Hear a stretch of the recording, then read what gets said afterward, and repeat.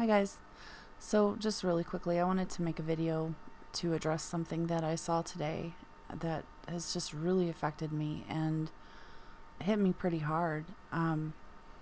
It is related to another case that I've been following for a while and researched on where one of the people who was involved, one of the police officers who was involved in that case, committed suicide. And I don't know that it was due to the harassment and threats, but I am very sure that it contributed in some way to this decision. And that just really bothers me. We do that in this case, in Making a Murder. We do that. This man was basically equivalent to Andrew Colburn. He was present. He was there. People have suspicions and theories that he might have been involved in her disappearance.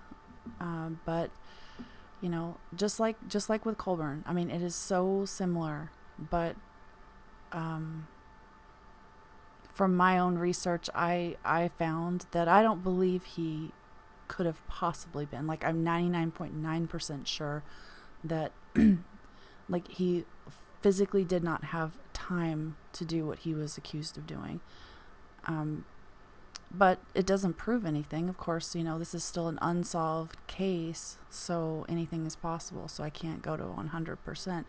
But, same with Colburn.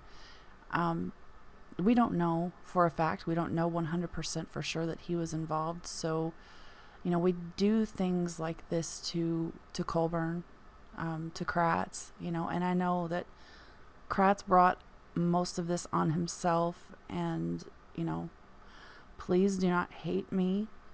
I'm not sticking up for Kratz in any way. But I think that when people constantly see someone being accused or attacked online, especially, it makes it easier for them, and it puts something in their head that this person must be involved. It's someone saying it here, someone saying it there. It's all over the place, right? And it puts this in their head that this person is involved and they got away with it.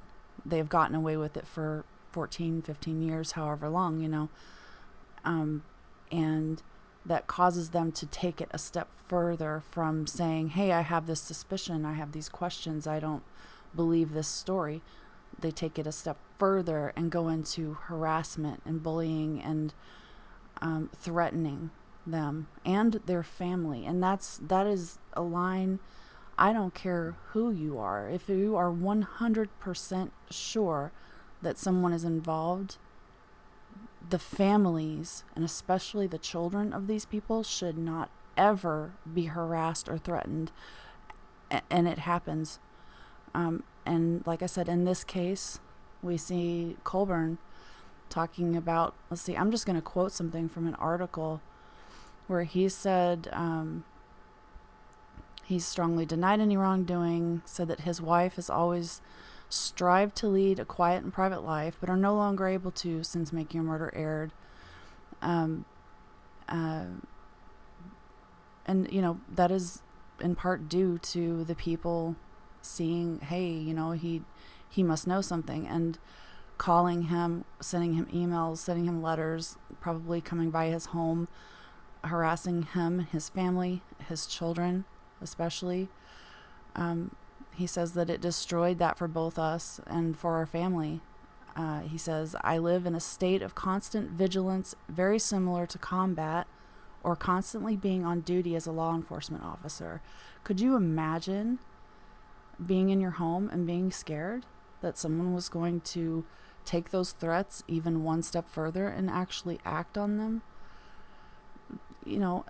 I couldn't imagine living in that kind of fear. I've had something not similar, but sort of related to that happen to me, and I can tell you that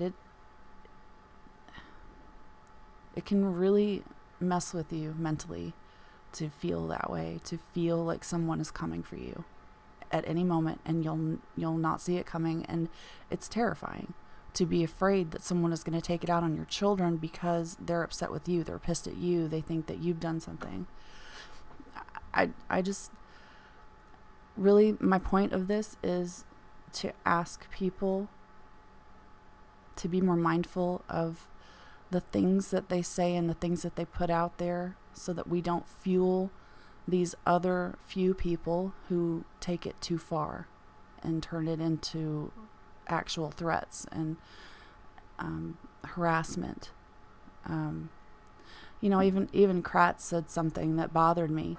And, everybody knows I really despise Kratz, but he got an email that said he hoped that his daughter was raped and murdered.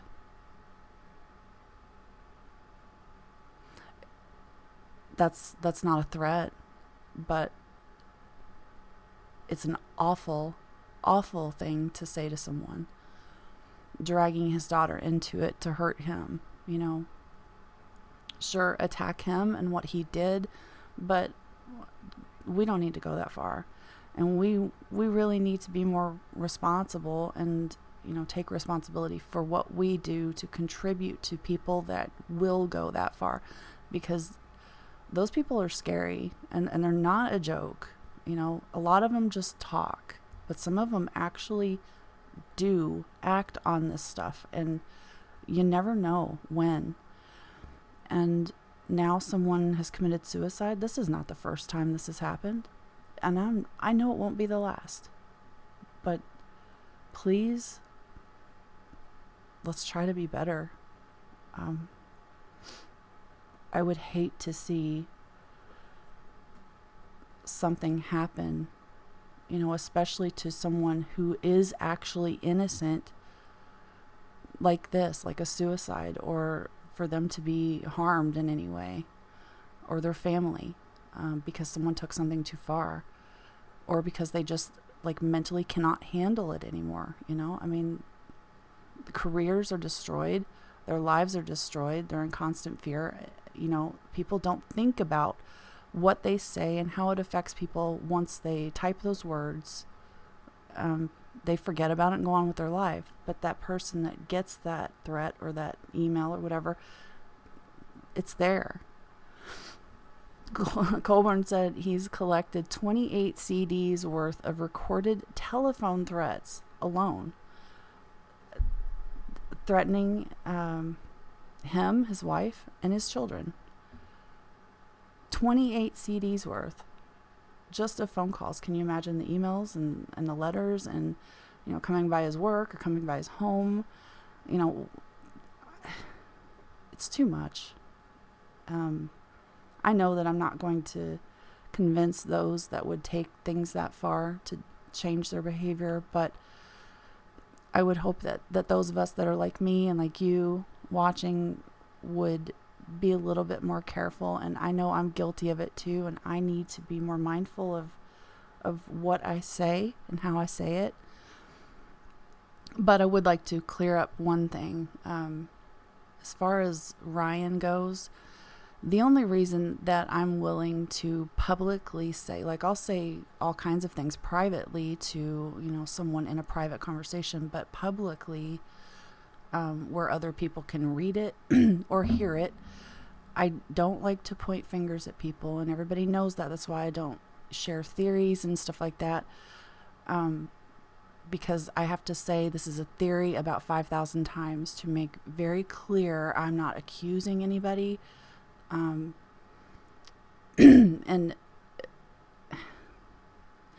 here in this case, of course, and in all the cases, somebody is guilty.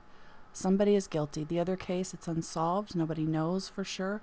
In this case, we know that it's not Brendan and Stephen, so it's somebody. Somebody is guilty.